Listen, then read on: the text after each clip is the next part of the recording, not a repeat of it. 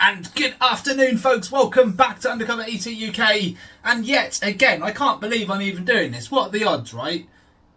Yet again, second video back to back, I'm having to say rest in peace to a legend that we've lost. First one, of course, Ozzy Osbourne. We knew that it was getting worse, so it wasn't such a shock. But this next one, and not to take anything away from Ozzy. He was a legend for different reasons, but this guy was also a legend for different reasons. And Hulk Hogan, unfortunately, we lost him yesterday. I think it was cardiac arrest. I'm not too sure, but they don't think it was suspicious. And just another big character in the world that's been lost. And of course, for those that don't know who Hulk Hogan was, and he's best known as Hulk Hogan. Of course, he was one of the biggest stars in wrestling history. He performed at WrestleMania 1, the very first WrestleMania, where he body slammed Andre the Giant. And he's just been, I think, a character that most people will know. It's just one of those characters that you kind of grew up around, a lot like Ozzy Osbourne. And You would have heard of him for one reason or another, right? And it's a crazy. I can't even believe I bring this up. 2 days, like I say, 2 days in a row, we've lost two legends. One from America, one from the UK. Completely different, but at the same time, very impactful characters. And rest in peace, Hulk Hogan. Guys, sorry again to start us off like that, but it is what it is. We have to.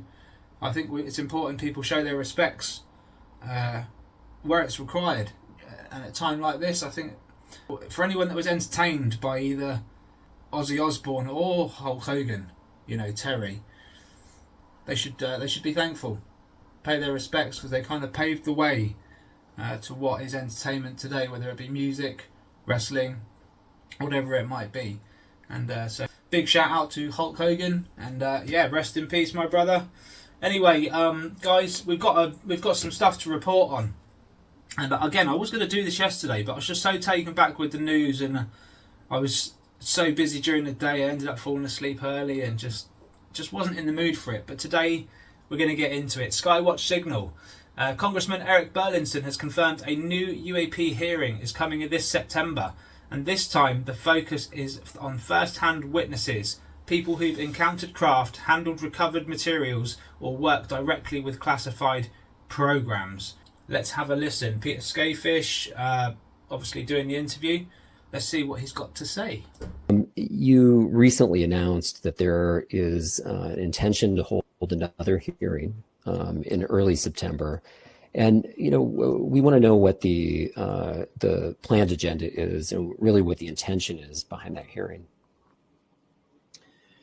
Yeah, thank you for the question. As we've been studying this issue and working, towards a level of disclosure, we have a number of goals when it comes to the UAP topic, and one of them is a hearing. I want to touch on some of the other things that we're working on as well, because we fully believe that we're probably not going to be able to reveal a smoking gun at a hearing. But we need to get to the point where that information is released, which is why we are sponsoring. I'm going to be sponsoring language that Senator Rounds is also sponsoring in the Senate that requires disclosure. We're working with David Grush on that language, and so it will basically require the agencies, especially the White House, to have to release any and all information that after a certain period of time. That's probably the number one goal. Outside of that, we want to protect whistleblowers. And so there's language that I think that we all support. Tim Burchett has got some language that provides protection for whistleblowers, because a lot of these individuals, their life is completely upset. They lose their benefits, they lose their pension, their health care benefits, and they lose their job. And we don't want to make patriots who take the bold step to have to sound the truth to the American people to have to suffer like that. And then in addition is not to do these things behind closed doors, not to be, get in a skiff. That's really not our goal. Our goal is to get as much information out to the American people as possible. We've had some good hearings so far. The first hearing that I was able to be a part of was the one with David Grush, which was I think a historic moment and an amazing hearing. We also heard, we had a second hearing with Lou Elizondo and others. Okay, guys, so there you have it from Eric Burleson, congressman from out of the US. And to be honest with you, at the very start of this, Congressman Burleson was one of the very few that had any kind of belief system regarding this topic. He was the most skeptical. He was the one out of, I would say, all of them that needed convincing.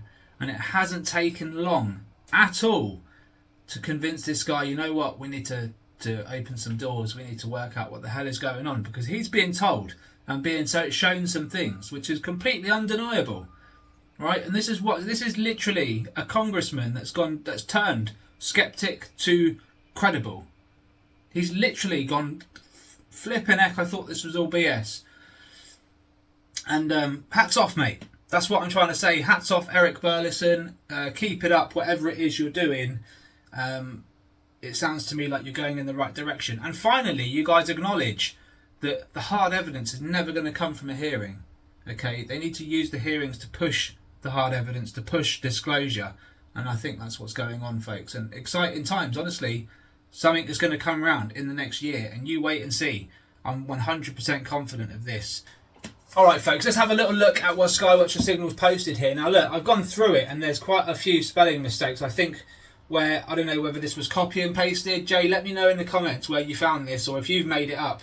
But there's a few spelling mistakes there. But you know what, guys, if you take a look at this closely and have a good read, this is a pretty accurate timeline of what's gone on. Now, there would have been a lot of stuff going on behind closed doors that wasn't publicised, that has no evidence on it at all, that would have influenced some of these things happening, right? Either before or after.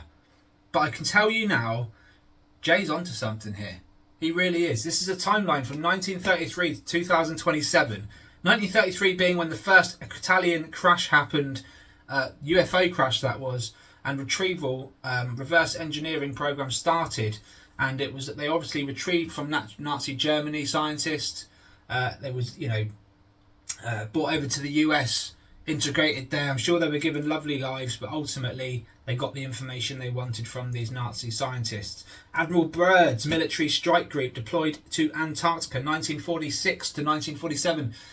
Mysteriously they had to stop the mission, folks. Okay, guys, read this because this is good stuff. I'm not saying it's set in stone, this is exactly what it is, but like I said, Skywatch Signal is a top theorist, and when you go back through the research, start connecting the dots, what you find is stuff like this, and I think it's really bloody good stuff. And you'll find as well, Edward Abbott, during my interview, commented on a lot of this stuff. And guys, you'll be pleased to know, I am going to be arranging for Skywatch Signal and Edward Abbott to get into a podcast, if you like, with me, where we can discuss all of this stuff and a lot more. So let me know in the comments if you would like to see that. It's something I have flirted with, and I think it's in my power to make it happen as well. So just give me a thumbs up if you want to see that. Anyway, back to it. Thank you very much, Skywatch Signal, buddy. That was awesome. And folks, normally I wouldn't play this, but this is hilarious. But at the same time, we kind of need more of it, okay? We need more honesty. We need more transparency. We need more people like this. And honestly, like, if this whole subject was wrapped up, if we could get the free energy, if we could have all of those things ticked off, these sorts of conversations wouldn't need to be had. So I ask you guys now to close your ears, because there is swearing involved, and for the kids, you may want to just turn the volume down, because this clip and the next one does have a little bit of swearing. Okay, let's get into it. The future looks like regarding electrification and battery electric vehicles in your mining operations, then? Well, we have coal because we've got the biggest coal deposits in the world, but we're not allowed to burn the fucking stuff, so the world's rooted, really. It's all right to be idealistic, but you also have to be realistic. And until the lights go out, The idiots that want to be green on everything and not do mining, not do coal, not do anything, they're going to have to go back and use candles and live in tents, and then they'll no, you might fucking laugh, but it's true. You understand what I'm talking about? I'm not talking bullshit, I'm talking reality. If we don't get realistic, we're fucked. It's as simple as that. We're not allowed to use uranium. We've got the biggest uranium deposits in the world in Australia. We're not allowed to mine the fucking stuff. So it's all fucked. So when half these cunts die, well, the world will be a better place, and then those of us that survive will get it going again. Wait, just that's no. My next door neighbour, I was talking to him. He's a lawyer, so he's not an idiot. Well, he is a fuckwit, but that's another problem. But he said, oh, that's right, you just put plugs along the highways. I said, but if you haven't got a fucking source from a power station, plugs on the highways aren't going to do jack shit, right? Do you understand me? The people don't understand. They think the electricity comes out of fucking space. But if you haven't got a charging system, which is a steam coal burning power station, how the fuck can you charge your batteries? Do you understand that? Yeah, I understand. Well, there's a lot of the cunts don't, and that's the problem with the world. Thank you so much for your time and enjoy.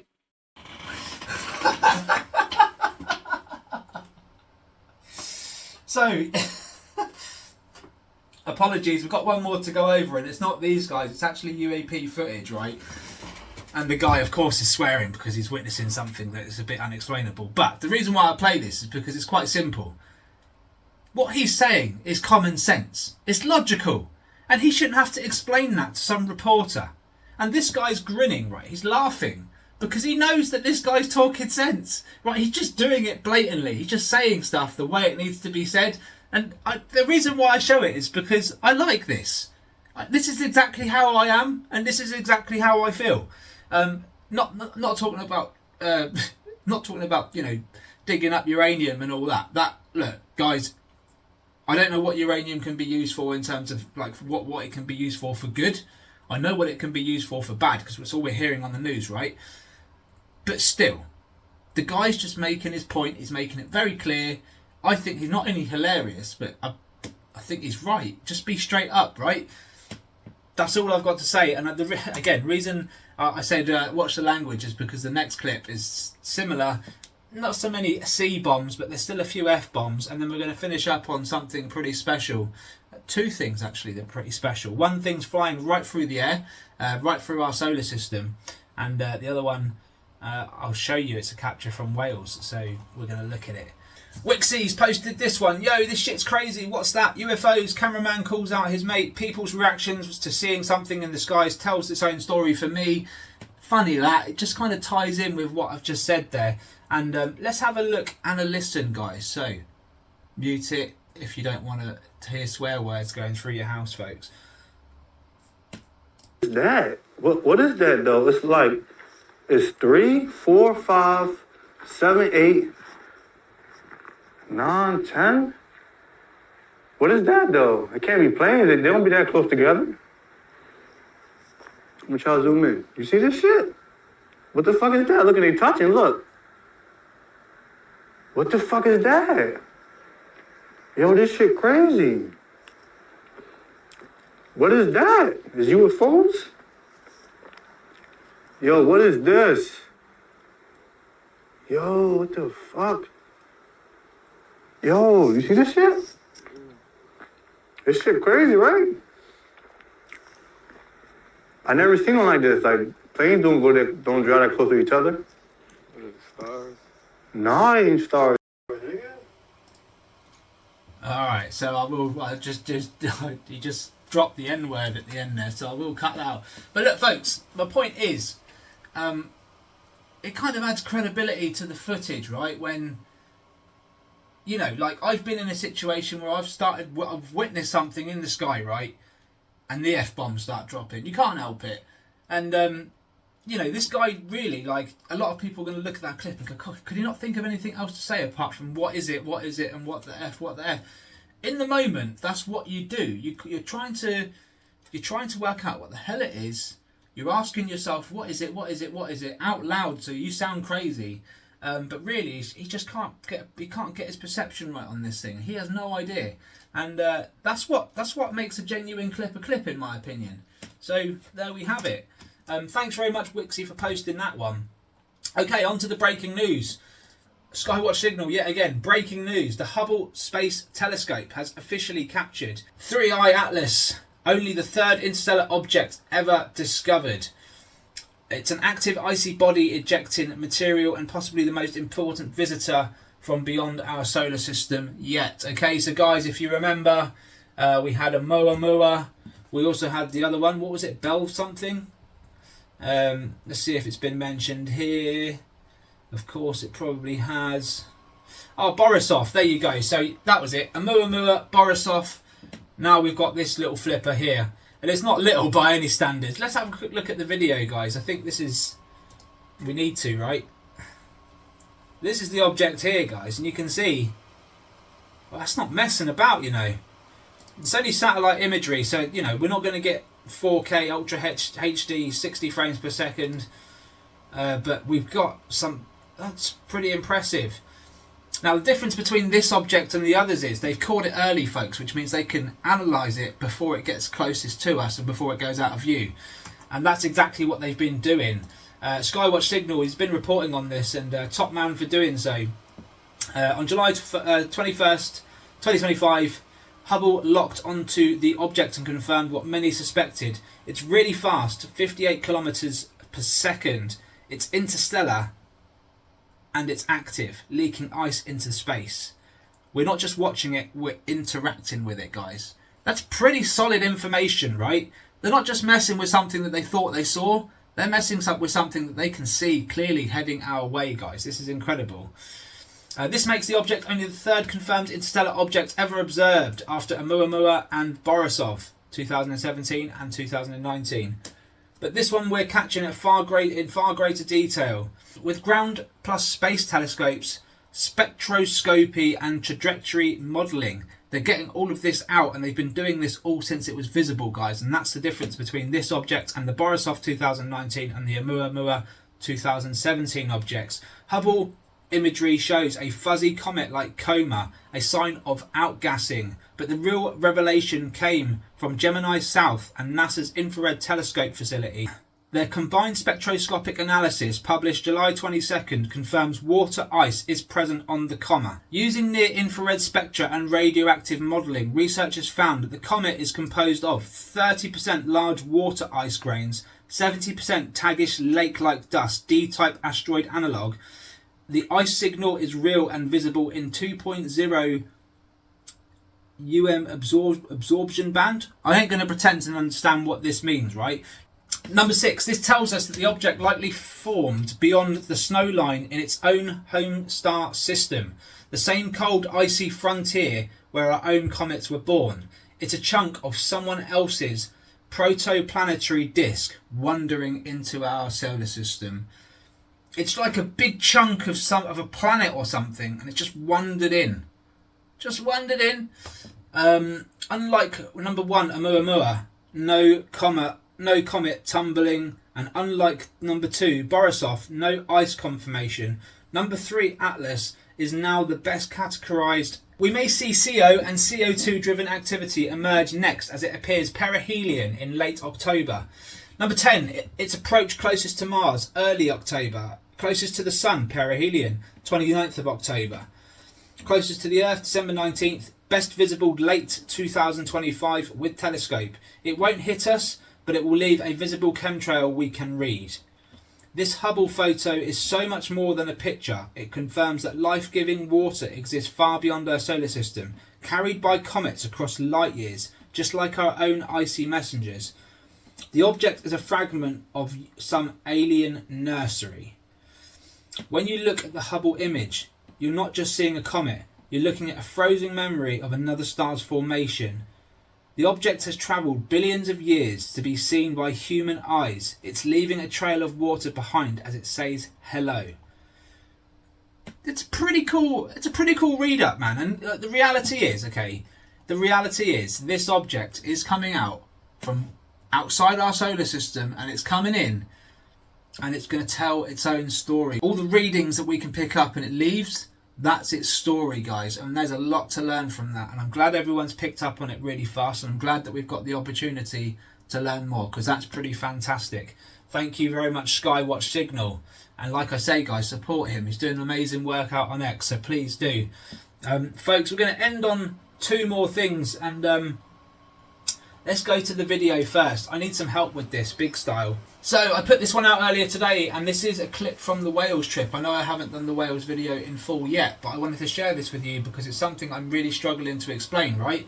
So I paid a visit to the location where something was captured last year, which was totally undeniable. This is a clip from a 7-minute video which shows something I would like some clarity on. If anyone can share some clarity. I'm not saying this is UAP, UFO. I'm saying I ain't got a clue what the F it is and I need some help with it. I was filming from an open front garden, so nothing over me or around me, but grass and an enclosed fence / hedge line. So I was literally sat in the middle of had some chairs around me where we were sat there the previous night. I was completely enclosed in, so I had half a hedge around me, I think, from behind me, and then I had like a fence here, and then there was a tree. There wasn't much, but there was nothing sort of hanging over me. There was nothing around me. It was just nice, clean, open air, right? So what happened was the camera was recording on a tripod, stabilised, pointing upwards towards where last year's sightings were captured. This footage was taken by myself on Wednesday, the July 16th at 8:35 a.m. on the Samsung S22 FHD 60 frames per second, and I've just brought that up on the screen now, all the details that came off my phone. Ideas on what this could be would be great, and there is a whole lot more to come from my trip. This being the start, please find my YouTube channel, yada yada yada yada. So I wanted to share this with you because it's unlike stuff we would normally capture, right? Although there's objects there and they're debatable as to what they are, they always are. I really want to know what this is, whether it's just a normal camera anomaly that can be easily explained off or not, and I want to explain it as we're watching it. So the camera's stable. You know that because the lens flare on the left hand side there with the blue ring around it is not moving. So you know that the camera's not moving. But what the hell is this that shows up in the corner here? What is that? Bearing in mind it's 8:30 in the morning, there's nothing in front of me reflective that's moving. I'm the only one in the garden. My camera's not, I'm not even holding my camera, it's on the tripod. What the hell could that be, you know?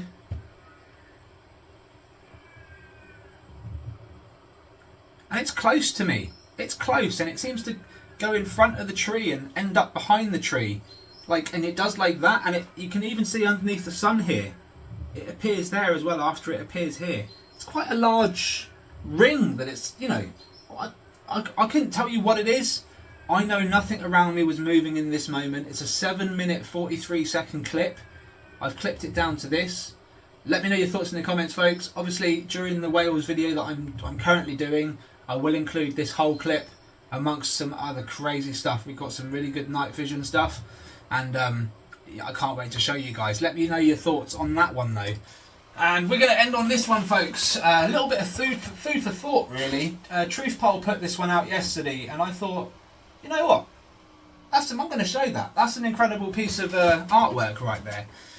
It tells its own story, and obviously you've got a monkey there holding like what looks like a magic mushroom pointing to the centre of his cranium, which would be, I think, his third eye, which would then spark this power coming from his head to enable him to see other things and understand things like equations and how things work, maybe, and see UFOs potentially, all through frequency, maybe, because there seems to be notes here. Who knows, but at some stage the ETs are meeting the humans, right?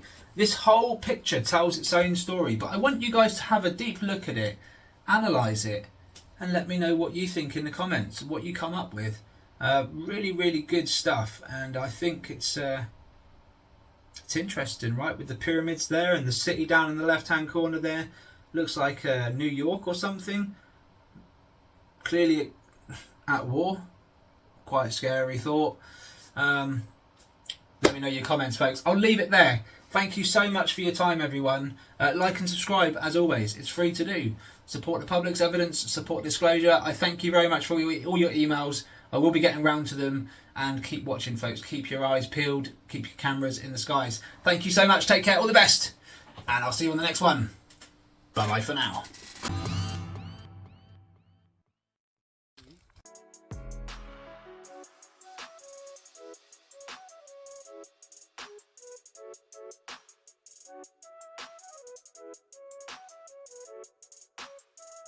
you.